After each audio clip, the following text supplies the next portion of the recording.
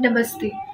कैसे पहचानें कि कोई व्यक्ति हमसे प्रेम करता है या नहीं करता है? अगर यदि आपको किसी व्यक्ति का असली रूप देखना है कि वो आपसे कितना सम्मान है आपके प्रति उनका, या कितना प्रेम है, तो आप उनका क्रोध वाला स्वभाव देखिए।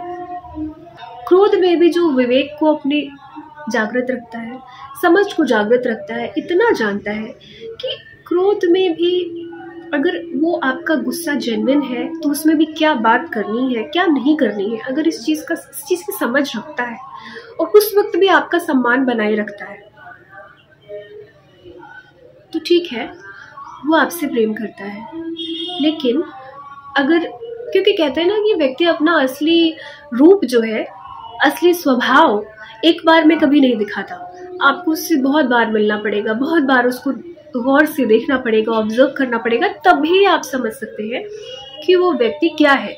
एक व्यक्ति के कई चेहरे होते हैं। अगर आपको उस व्यक्ति को समझना है तो आपको उसके कई चेहरों को पढ़ना होगा, देखना होगा। इसलिए किसी एक सिचुएशन से, जिस सिचुएशन में वो व्यक्ति बहुत बेहतर प्रतीत होता है या बेहतर नहीं प्रतीत होता है, उस एक सिचुएशन से आप जज नहीं कर सकते। आप उसके कई सिचुएशंस को आपको उसको देखना पड़ेगा, उसके बाद ही आप समझ सकते हैं।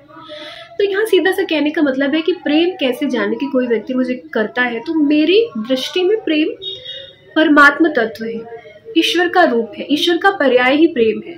तो अगर उस तत्व के लिए, उस पर्याय के लिए, परमात्मा के लिए, जो परमात्मा से जुड़ी वस्तु है, उसके लिए अगर आपके मन में सम्मान का भाव नहीं है तो फिर क्या फायदा। अगर आप कहते हैं किसी से कि मैं इस व्यक्ति से प्रेम करता हूँ, इसका तो अर्थ मेरे दृष्टि में ही हुआ ना कि आप उसमें परमात्मा का अनुभव करते हैं या करना चाहते हैं, या आप दोनों मिलके परमात्मा तत्व की ओर बढ़ना चाहते हैं। सार्थक प्रेम तो इसी को कह सकते हैं ना। तो यदि किसी को परमात्मा तत्व से जोड़ा जा रहा है, प्रेम शब्द को, और उस शब्द की गरिमा नहीं बनाई जा पा रही है, उस शब्द का सम्मान नहीं किया जा पा रहा है, कि अगर आप उसको उसके सही रूप को, असली रूप को, वास्तविक रूप को देखना चाहते हैं, तो आपको उसका व्यवहार गुस्से में देखना चाहिए कि गुस्से में वो आपका कितना अपने ऊपर काबू कर सकता है, उसी हिसाब से वो आपका उस स्थिति में सम्मान करेगा। अगर वो व्यक्ति गुस्से में पशु बन जाता है, ऐसी अमर्यादित भाषण करता है, संभाषण करता है, तो फिर वो आपसे प्रेम नहीं करता। तो इसका अर्थ सिर्फ इतना हुआ कि वो व्यक्ति आपको चाहता है, पर वो व्यक्ति आपसे प्रेम नहीं करता। क्योंकि चाहना तो हम बहुत कुछ चाहते हैं इस संसार में। एक अच्छे से अच्छा व्यक्ति भी बहुत कुछ चाहता है, एक बुरे से बुरा व्यक्ति भी बहुत कुछ चाहता है, लेकिन वो प्रेम थोड़े हुआ। चाहना तो चाहना ही हुआ ना, सिर्फ कि आपको कुछ चाहिए।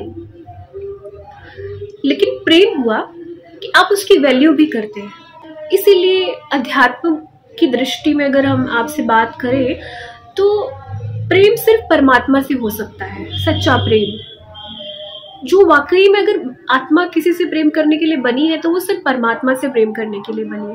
क्योंकि कोई संसार में इतना समृद्ध है ही नहीं कि वो आपको निस्वार्थ प्रेम दे सके। अगर निस्वार्थ ना भी दे सके पूर्णतया, तो आजकल के व्यक्ति तो इतने भी समृद्ध नहीं है कि वो सम्मान का भाव भी रख सके। फिर वहां पे प्रेम की आशा कैसे की जा सकती है। तो इसलिए अगर आप प्रेम की खोज करना चाहते हैं, प्रेम को पाना चाहते हैं, तो आप दुनिया में बहुत सारे लोगों से प्रेम करके अपना एक्सपेरिमेंट कर सकते हैं, लेकिन अंत में आप पाएंगे कि प्रेम करने योग्य, आत्मा का प्रेम करने योग्य सिर्फ परमात्मा है। कोई भी व्यक्ति ना आपको पूर्णतया समझ सकता है, ना आपको प्रेम कर सकता है निस्वार्थ भाव से। यहाँ पे हर चीज निर्भरता में जुड़ी हुई है, एक के पीछे एक कारण है, हर चीज के पीछे एक कारण है। विवाह के पीछे कारण है, रिश्तों के पीछे कारण है, बच्चे पैदा करने के पीछे कारण है। कोई निर्भरता है हमारी, कोई स्वार्थ है हमारा।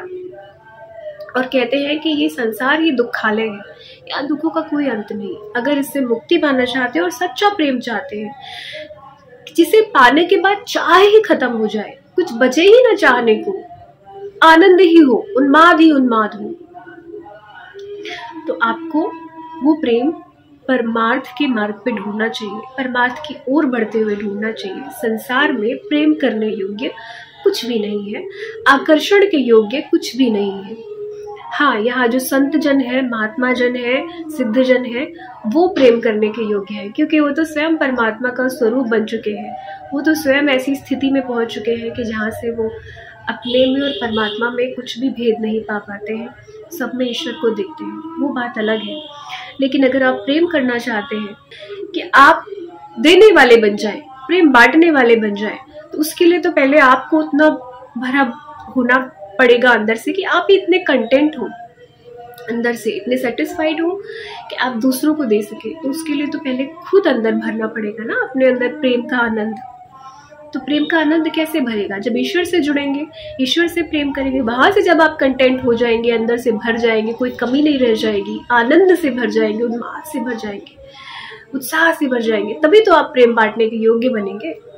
फिर तभी तो वो सही मायने में वो प्रेम, जब ईश्वर की कृपा से वो प्रेम आपके भीतर उतरेगा, उदय होगा, तभी सही मायनों में वो प्रेम कहलाएगा और आप सभी से प्रेम करने के योग्य बन जाएंगे, निस्वार्थ भाव से, स्वार्थ से नहीं। धन्यवाद। ओम शिव।